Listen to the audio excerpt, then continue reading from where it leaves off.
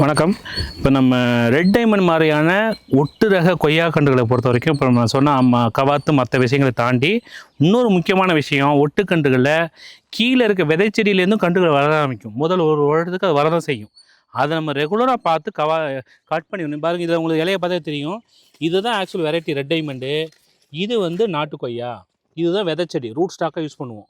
அப்போ நீங்கள் என்ன பண்ணணுன்னா, கன்றுகளை வச்சதில் ஆரம்பித்து ப்ராப்பராக பார்த்து கீழே அடியோடு இந்த பாருங்கள், இது ஒட்டுக்கு கீழேருந்து வருது இல்லையா, இதை நீங்கள் முடிஞ்சளவு எவ்வளவு அந்த தண்டை ஒட்டி கட் பண்ண முடியுமோ கட் பண்ணிடணும் ஃபுல்லாகவே. உங்களுக்கு அதுதான் முக்கியம். ஏன் அப்படின்னா, இது வளர்ந்துருச்சுன்னா, இப்போ இந்த கண்ணையை பாருங்கள், இப்போ இந்த கண்ணை பாருங்கள், பக்கத்தில் பாருங்கள், இப்போ இதோட இது வேகம் வளர ஆரம்பிக்கும். ஏன்னா கீழே அதுதான் ரூட் ஸ்டாக்குங்கிறதுனால சத்தை ஃபுல்லாக அதுதான் உறிஞ்சும். அப்போ இது உறிஞ்ச ஆரம்பிக்கும், இது ஆட்டோமேட்டிக்காக ஸ்லோவாயிரும்.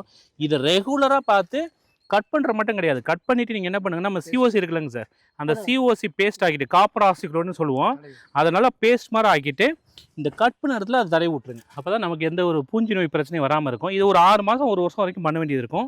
அப்புறம் நீங்கள் மண்ணை போட்டு மூடிட்டிங்கன்னா நமக்கு ரகம் மட்டும் வெளியில் வரும். இல்லைன்னா இது ஃபாஸ்ட்டாக வளர ஆரம்பிச்சிடும். அப்போ நமக்கு ஈல்டும் பாதிக்கும், வளர்ச்சியும் பாதிக்கும். இது அவசியம். இது கொய்யான்னு கிடையாது, எந்த ஒட்டுக்கன்றுகள் நீங்கள் வச்சாலும் சரி, சாத்துக்குடியாக இருந்தாலும் சரி, மாவாக இருந்தாலும் சரி, பலாவாக இருந்தாலும் சரி, ஒட்டுக்கன்றுகள் சொல்லி வாங்கி வச்சுட்டாவே விதைச்செடிகள் வரும்.